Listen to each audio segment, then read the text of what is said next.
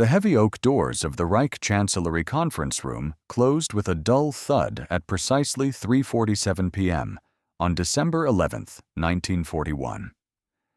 Adolf Hitler stood poised at the head of the long, polished table, his hands clasped firmly behind his back, his gaze fixed on the gray Berlin sky outside the tall windows. Behind him, a dozen of Germany's highest-ranking military officers, a collection of decorated but increasingly weary strategists, waited in an almost palpable, uncomfortable silence. Just 4 days earlier, on December 7th, the unthinkable had happened. Japan had launched a devastating surprise attack on Pearl Harbor, plunging America unequivocally into war with Japan. Germany, however, had no direct treaty obligation to join this burgeoning conflict. The Tripartite Pact, signed with Japan and Italy, was explicitly defensive, requiring mutual support only if a member was attacked, not if one member initiated an attack. Hitler possessed a clear strategic off-ramp. He could have remained neutral, allowing America to pour its immense resources entirely into the Pacific theater against Japan, while Germany focused its undivided attention on the brutal, grinding war in Europe and the vast, unforgiving expanses of the Soviet Union. Instead, Hitler had spent the morning consumed by a singular, audacious task, composing a formal declaration of war against the United States. Now he faced the daunting task of explaining this momentous and, to many, terrifying decision to the very men who would be charged with fighting it. Field Marshal Wilhelm Keitel, Chief of the Armed Forces High Command, sat ramrod straight, his face an impenetrable mask of neutrality. Years of serving at the Führer's side had taught him the perilous consequences of displaying even a flicker of doubt. Beside him, General Franz Halder, the meticulous chief of the Army General Staff, had his leather-bound notebook open, yet no words had graced its pages. Admiral Erich Raeder, the commander-in-chief of the Navy, looked physically ill, a pallor betraying his deep apprehension. Grand Admiral Karl Dönitz, the shrewd and pragmatic commander of the U-boat fleet, kept his eyes on Raeder, a silent plea for someone, anyone, to break the oppressive quiet. Hitler finally turned from the window, his voice surprisingly calm, almost cheerful, a chilling contrast to the gravity of his words. "Gentlemen, I have decided to declare war on the United States. The Reichstag will convene this evening to formalize it." The room remained steeped in silence. It wasn't the silence of shock. Rumors of this impending declaration had circulated for days, but rather the heavy, calculating silence of experienced men weighing the immense implications, debating internally whether to risk voicing their profound concerns. Halder, ever the diplomat, finally spoke, his words chosen with surgical precision. "My Führer, have we fully assessed the industrial implications of American entry into the European theater?" It was the mildest possible way to pose the existential question. Do you truly comprehend the magnitude of what you are about to unleash? Hitler's expression remained utterly unperturbed. The Americans are incapable of serious warfare. They're a mongrel nation without discipline or true fighting spirit. Half their military is Negro. Their equipment is inferior. Their soldiers are soft. He delivered this assessment with absolute conviction, as if reciting established, irrefutable facts, rather than expressing dangerously flawed ideological prejudices. Halder, undeterred but still meticulously diplomatic, pressed on. "The reports from our economic intelligence indicate American industrial capacity is substantial. Aircraft production alone—" "Jewish propaganda," Hitler interrupted, his voice now sharper. He walked to the table, placing both hands firmly on its surface, leaning forward intently. "The numbers you've seen are fabrications designed to demoralize us. The Americans want us to believe they can produce infinite quantities of weapons. It's psychological warfare, nothing more." Admiral Raeder cleared his throat, his discomfort evident. "My Führer, our naval intelligence has observed significant expansion of American shipbuilding. The number of destroyers and escort vessels entering service. How many capital ships do they have? Currently?" Hitler cut him off impatiently. "Currently, after Pearl Harbor, they have almost none," Raeder conceded grimly. "Precisely," Hitler declared with triumph. "The Japanese destroyed their Pacific Fleet. 8 battleships sunk or damaged.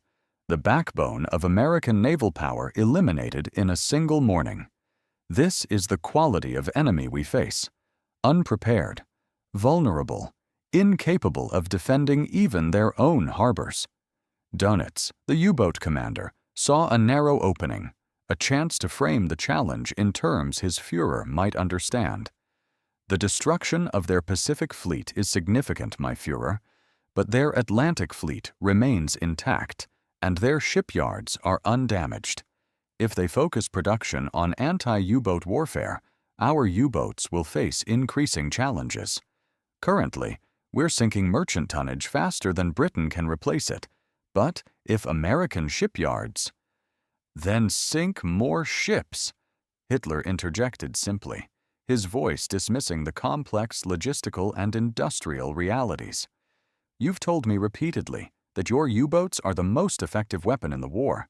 Prove it. The Americans will send convoys. You will destroy them. It's that simple." It was far from simple, and every officer in that room knew it. Dönitz had been pleading for more U-boats for 2 years. German shipyards were already operating at their maximum capacity, but production was inherently slow. Each U-boat demanded precision engineering, specialized steel, and extensive crew training. Meanwhile, Germany was simultaneously building surface warships, tanks, aircraft, and struggling to supply a vast war machine, stretched across Europe and deep into the Soviet Union. Resources were critically thin. Yet, directly contradicting Hitler had become a perilous gamble. Officers who persisted in presenting unwelcome facts often found themselves summarily relieved of command, or worse, branded as defeatists. Consequently, they had perfected the art of couching their concerns in technical, understated language, framing problems as temporary obstacles rather than fundamental strategic flaws, hinting at solutions that implied the depth of the problems without stating them explicitly. General Alfred Jodl, Chief of Operations, tried a different tack, focusing on timing. "My Führer, the strategic question is one of timing. Our forces are currently deeply engaged in the Soviet Union. Winter has severely complicated operations. If we now add a new front against America—" "There is no new front," Hitler snapped, dismissing the notion. "America is 3,000 miles away across an ocean. They cannot reach us. We, meanwhile, have complete freedom of action. Our U-boats will strangle their shipping. They'll be unable to supply Britain. Britain will collapse. Then we finish the Soviet Union. By the time America could possibly mount any serious military operation in Europe, if they even could, the war will be over." This was, chillingly, Hitler's genuine strategic thinking. He truly believed America was a distant, weak nation posing no immediate threat. He clung to the conviction that U-boats could decisively sever Britain's lifeline and that the Soviet Union was on the brink of total collapse. Moscow poised to fall any day, a belief he had reiterated for weeks. In Hitler's mind, declaring war on America was a bold, proactive move that changed nothing practically because America simply lacked the capacity to project meaningful military power into Europe in a time frame that mattered. He was catastrophically wrong on every single count. However, the totalitarian structure of Nazi decision-making had effectively insulated him, making it nearly impossible for accurate, contradictory information to reach him. And when it did, his deeply ingrained ideological convictions invariably led him to dismiss it as enemy propaganda or internal weakness. Halder, driven by a desperate sense of duty, attempted one last time. The American army is currently small, this is true. But their mobilization potential will amount to nothing, Hitler roared, cutting him off once more. Do you know how long it takes to build an effective army? Years. It took us years, and we had centuries of Prussian military tradition. The Americans have no military culture. They're merchants and farmers. Putting them in uniforms doesn't make them soldiers. By the time they train enough men to matter, the war in the East will be finished, and we'll have the full weight of the Wehrmacht available to defend Europe. They've given us a gift by attacking now, when they're weakest, and we're strongest. This reasoning possessed a terrifying internal logic if one accepted Hitler's core premises, that the Soviet Union was already defeated, that Britain was on the verge of starvation, that American industrial capacity was vastly exaggerated, that military power was primarily a matter of fighting spirit rather than material production, and that the war could be won swiftly through decisive offensive action. Hitler accepted all these premises without question because they perfectly aligned with his predetermined worldview. Any evidence contradicting them was summarily dismissed as propaganda, defeatism, or the insidious machinations of his imagined enemies. The generals, however, knew better. They had seen the stark intelligence reports. They knew the Soviet Union, despite months of brutal warfare and immense losses, had not collapsed. They knew British resistance was stubborn, and their supply lines, while harassed, were not severed. They knew German logistics were stretched to breaking point, and the bitter Russian winter was decimating their unequipped forces. But correcting the Führer's profound misconceptions was a delicate, indeed dangerous, business. Field Marshal Keitel, whose primary skill had become obsequious agreement with Hitler, finally spoke, reinforcing the Führer's delusions. The Führer is correct. America's entry changes little. Japan will keep them occupied in the Pacific. We continue operations in the East. Our U-boats control the Atlantic. The strategic situation remains entirely favorable. Several officers subtly shifted in their seats, their discomfort palpable. Keitel's sycophancy was well known and privately despised, yet his assessment reflected the official line. To disagree too strongly was to directly question Hitler's infallible judgment, a path fraught with professional and potentially personal annihilation. Raeder, the aging naval commander, felt a desperate obligation to try one more time. My Führer, with America in the war, the U-boat campaign becomes significantly more complex. American destroyers, aircraft, and escort vessels will be sunk, Hitler stated flatly, cutting him off with cold finality. Admiral, I am surprised at this defeatism. You've assured me the U-boat is Germany's wonder weapon. Now you suggest it cannot handle American escorts. Which is it? This was a rhetorical trap Hitler excelled at setting. If Raeder admitted U-boats couldn't handle increased American naval power, he would be conceding that Germany's primary naval strategy was fatally flawed. If he claimed they could, he forfeited any grounds to object to the declaration of war.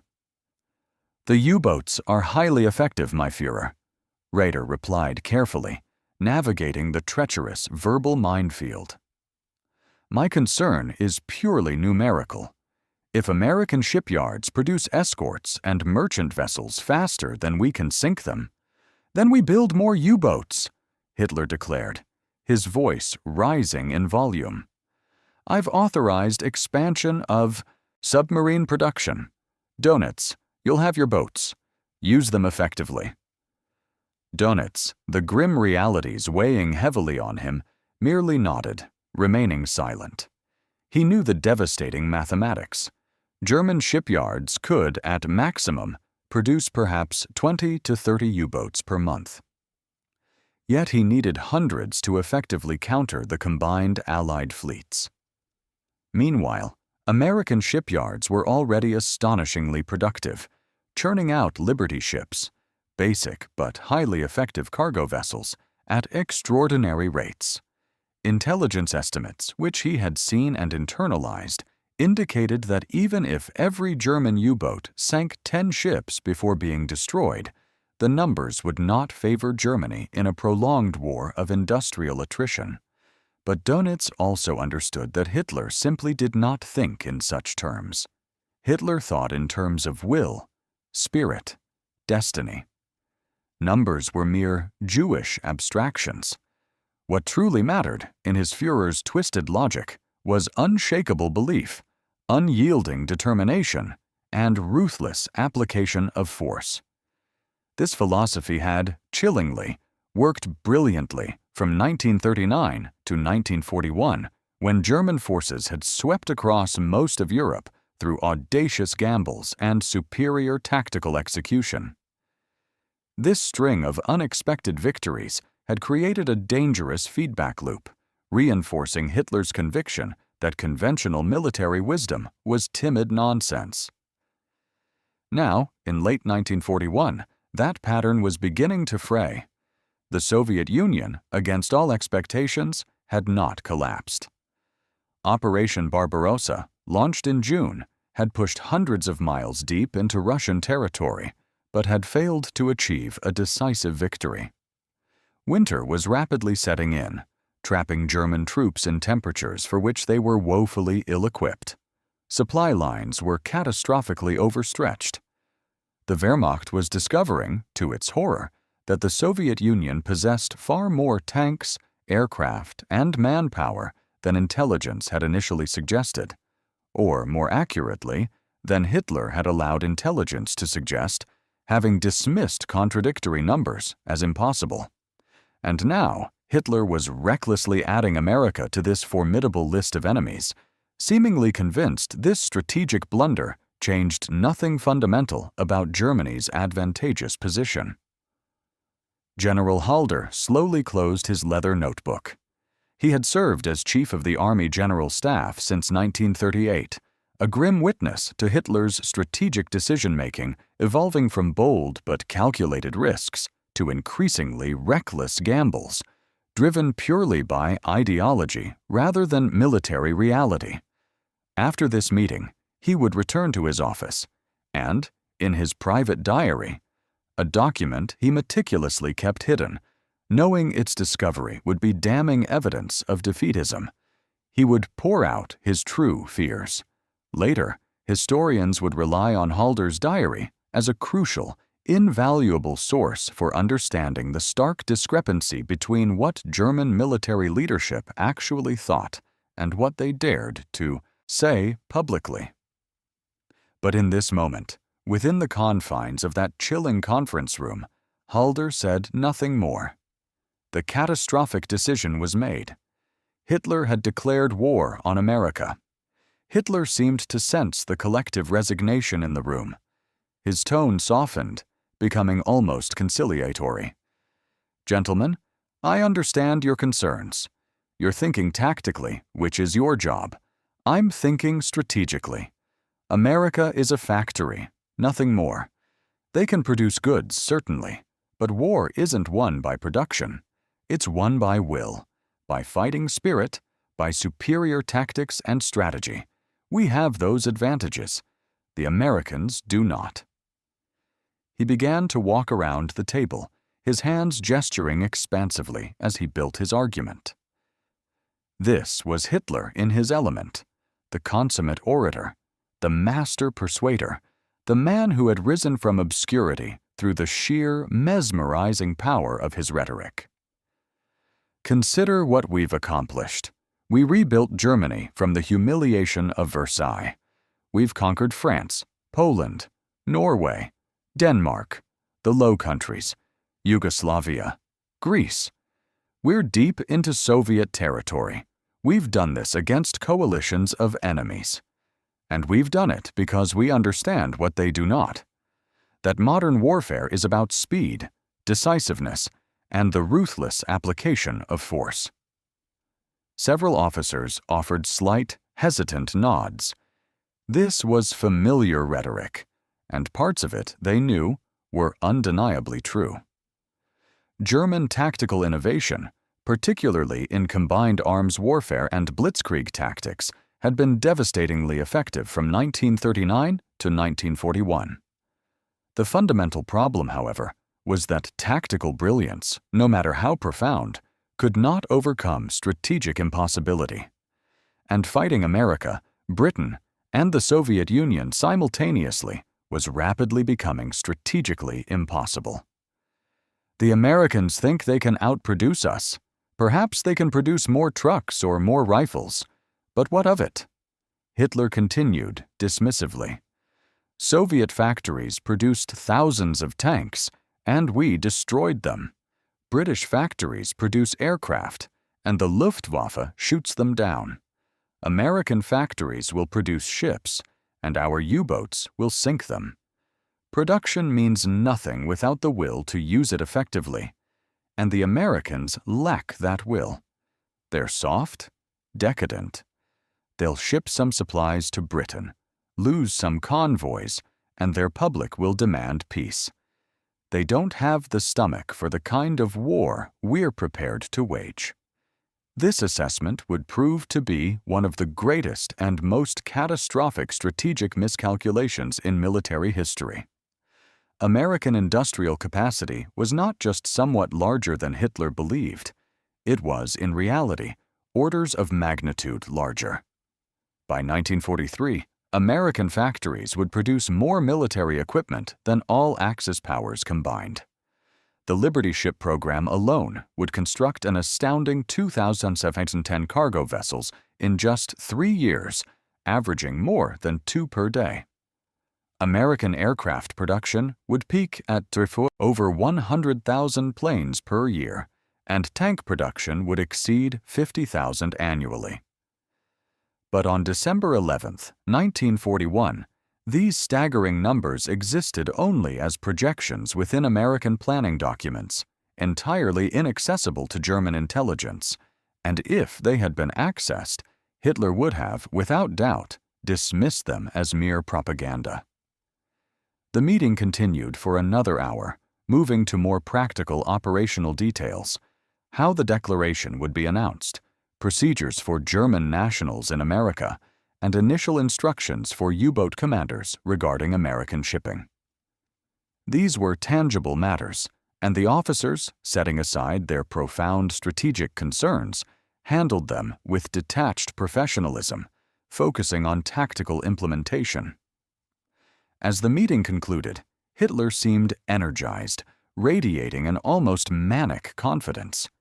He genuinely believed he had just executed a decisive strategic move by preemptively declaring war on America. By acting before America could declare war on Germany, he felt he had seized the initiative, demonstrated unwavering strength, and shown Japan that Germany honored its alliances. He had, in his own mind, proven to the German people that he feared no enemy, no matter how formidable. The generals filed out quietly. In the hallway, some exchanged fleeting, knowing glances, but no words were spoken. Walls indeed had ears in the Reich Chancellery. Private concerns and genuine fears would only be shared later, in secure offices swept for listening devices, and articulated in carefully coded, often metaphorical language. Admiral Raeder returned to Naval Headquarters and immediately called a staff meeting. He needed to brief his stunned subordinates on the new, vastly expanded strategic situation. When he informed them that Germany had declared war on America, the room plunged into a mirroring silence. Finally, one of his planning officers managed to articulate the obvious, terrifying question. Do we have enough U-boats to fight Britain and America simultaneously? No, Raeder replied quietly, his voice heavy with grim certainty. "Not nearly enough, but we have our orders." General Halder went back to his office and, in the solitude of his inner sanctum, resumed writing in his clandestine diary. "The Führer is convinced America poses no serious military threat," he penned, his words filled with a bitter prescience. He believes Japan will keep them occupied indefinitely in the Pacific, and even if they do send forces to Europe, they'll be ineffective. I pray he's correct, but I fear he's not. We're now fighting on 3 fronts: Britain, Russia, and America. Our resources are finite. Theirs are not. Grand Admiral Dönitz called his U-boat commanders to a conference. He told them that America's entry into the war meant more potential targets, but also exponentially more danger. American destroyers would be hunting them with increased ferocity. American aircraft would relentlessly patrol critical convoy routes. Yet he also conveyed the Führer's unwavering confidence in them, a confidence they were now duty-bound to justify. His U-boat captains listened, their faces hardened with grim determination, and prepared to do their duty in the Atlantic. Many of them, they instinctively knew, would die trying. Of the approximately 40,000 men who served in German U-boats during the war, a staggering 30,000 would be killed. A 75% casualty rate, one of the highest of any military service in any nation throughout World War II. Back in the Reich Chancellery, Hitler was already drafting his fiery speech to the Reichstag. He would formally declare war that evening, his rhetoric a storm of denunciations against American aggression, Roosevelt's warmongering, and perceived Jewish conspiracies.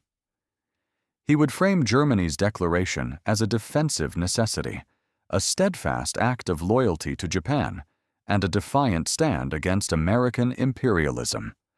The Reichstag, ever obedient, would applaud. The German public, conditioned by years of propaganda, would accept it, just as they had accepted everything else. But the true, fatal decision had been made in that afternoon meeting, with Hitler dismissing every logical concern raised by his professional military leadership. Convinced that American entry into the war changed nothing fundamental about Germany's strategic position, he genuinely believed that sheer willpower and fighting spirit would effortlessly overcome any material disadvantage. He genuinely believed American production figures were exaggerated propaganda. He genuinely believed the war would be decisively over long before American mobilization could ever truly matter. He was catastrophically wrong about all of it, and that monumental wrongness would ultimately cost millions of lives and lead to the utter destruction of Nazi Germany. On December 11, 1941, standing in that conference room, Adolf Hitler was absolutely confident he had just made the right decision. His generals filed out in silence, returned to their offices, and began the grim task of planning for a war they increasingly, devastatingly, believed Germany could not win.